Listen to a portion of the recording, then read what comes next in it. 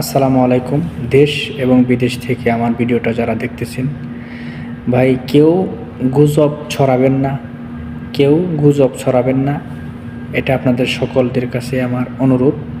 কারণ দেখেন ভাই, আমরা যারা সকলেই প্রবাস থাকি, কেউ গুজব ছড়িয়ে আমরা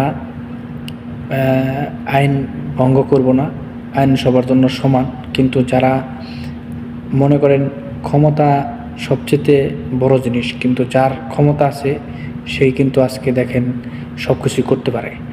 আমি বলবো, আমরা সাধারণ মানুষ হিসাবে আমরা যতটুকু পারি, বিদেশে আমরা কখনো কোনো কিছু আইন ভঙ্গ করব না। আমাদের দেশে অনেক কিছু হচ্ছে, কিন্তু আমরা সকলেই তাদের জন্য দোয়া করব। এটাই আমার সকল প্রবাসী ভাইদের কাছে অনুরোধ। কিন্তু যার যার জায়গায় থেকে যার যার